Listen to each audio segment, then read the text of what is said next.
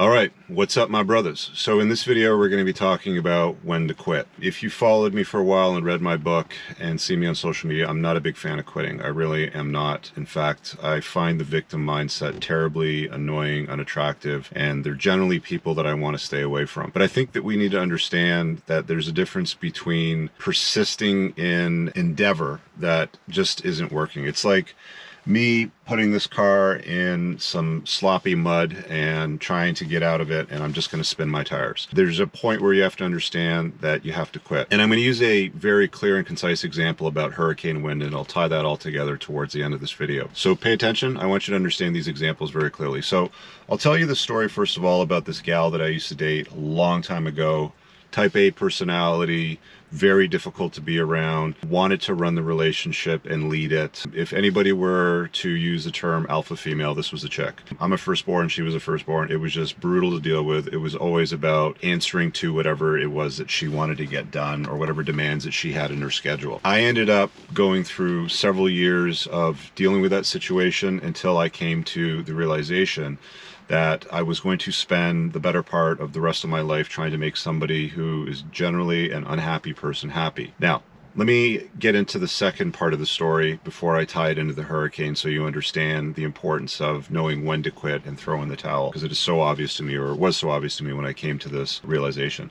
The second story that I want to share is, if I go back about 10, 12 years, it was roughly around 2009-10 when I was running my debt settlement business. At the time, we were the largest debt negotiation company in Canada. We had thousands of clients, very, very successful at what we did. And essentially, our business was to negotiate between the creditor and the debtor, a lump sum payout that would help them avoid bankruptcy, protect their credit rating, improve everything very quickly. It was very efficient and it worked really, really well. The problem was that the banks and credit card companies didn't like that we saved people so much money. So they started petitioning and lobbying the government with new ideas and regulations, and they made up a lot of stories as well too, and over-exaggerated stories about some bad players that came up from the US at that time because the dollar was on par, and they figured, well, you know, we did some things in the US that didn't work out, and the attorney generals and the FTC cracked down on us, so let's go and do business in Canada using the exact same tactics. And they did. They basically overpromised and underdelivered, let a few people down. Complaints started to, come into the Better Business Bureaus and to creditors, ombudsmans, and then the credit card companies started using those as an opportunity to try to convince the government to change legislation to put the industry out of business. And they were very successful at it. I spent the better part of probably 2.5 years or so, maybe 3 years in total. I became the lead in the lobbying effort. There was a few organizations that sort of, worked with me at the same time, but I was the one that went down to Queen's Park.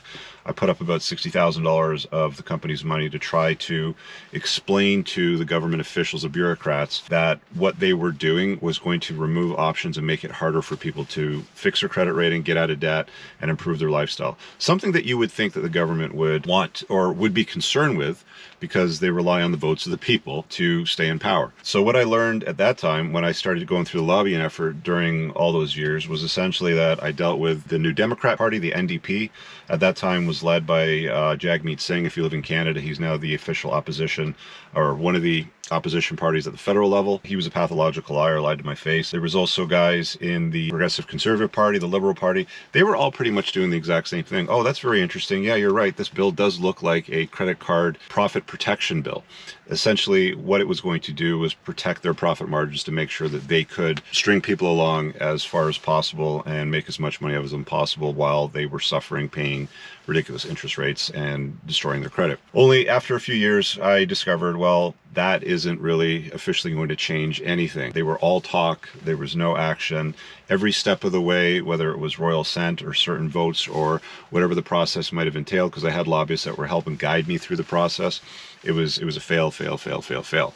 So it ended up being a wasted effort on my part at that time. Now, to tie the entire story together about learning when to quit and when to pack it in and walk away from something, because I think that's a skill that you have to learn as a guy and get really good at. You need to get good at it in relationships. You need to get good at it in business. You need to get good at it if you're an employee. Doesn't matter what it is that you're doing or how you're going about your life. You need to know when to fight and when to pack it in, make a 180-degree pivot and go back a little bit and regather and go in a slightly different direction. So I read this book. The title of it was something along the lines of Too Bad to Stay, Too Good to Go. And I don't remember the full name, but the last name was Kirschenbaum, so you can look it up. And essentially, it was a guidebook that she had put out to help people to navigate something like a divorce or breaking up with somebody. And it was a sequence of stories. And the one story that resonated with me was the one about the hurricane. So the hurricane story basically was, if you're in a long-term relationship with somebody and it feels like you're constantly walking into hurricane force winds, it's probably better at that point in time, if you don't see the winds changing direction, lightening up, or improving, to pack it in and walk away from it. Which was very compelling, because by the time I had read that book, I had also, at some point prior to that, been down in the Caribbean in a category, I don't know, it was a 2 or 3 hurricane. Kind of skim, like where we were at, but there was one day where you couldn't go outside. And then there was one day on either side of that day where you could go outside, but the winds were so strong throughout the entire day, you're basically walking into the wind where your head's over here and your feet are over here, and you have to lean into it to go to the next building. So I firsthand experienced what it was like to walk through essentially gales, very, very strong winds. That was profound and prolific, and that made me understand in many areas of my life when it's time to pack it in. I realized that it was time to pack it in that long-term relationship, because every single thing that I was asked to do or requested to do or needed to be done based on her schedule, her agenda, was always like walking into the wind. She never wanted it to go my way. The recommendations that I made or the ideas that I might have had were just like, nah, but I want to do it my way anyway, sort of thing. So my understanding after reading that book was just like, yeah, this is a waste of time. It's time to pack it in, call it quits, and move on. There's essentially no fixing this. This is an unhappy person that I do not want to spend the rest of my life making happy. So the lesson there. Also, in the business model, I learned, you know what? I really do love the idea of trying to fight this. Like, I am a fighter. But when it became very clear that all the political parties, all the bureaucrats, everybody involved were all talk and really about preserving their own jobs, their own tenure, their pensions, whatever was going to encourage the vote for their benefit. And I really don't know if the financial institutions or the credit card companies greased the wheels, paid them anything, but it became very, very clear that there was no progress whatsoever in a positive direction. Every single recommendation that we made that was logical and reasonable to protect the consumer, to save them money, improve their credit rating quickly, and allow the industry that I was participating in and ideally, almost created, in a sense, was disregarded and set aside. They passed the legislation anyway, but through scouring the page after page of the changes that they were introducing, we found a carve-out, and we found a way to make it happen. So even though we turned around and walked away, and I stopped spending money on lobbyists and visiting these people and trying to convince them, with reason and logic, politicians, I've learned, don't really give a shit about anybody but themselves and keeping a job and their pensions in check. So a little bit of a lesson there. Again, knowing when to quit is incredibly important. You should recognize, go outside when there's gales. If you have an opportunity when there's high winds, see what it's like walking into wind where shit's blowing around. You literally have to lean into it, and you'll know exactly what I'm talking about.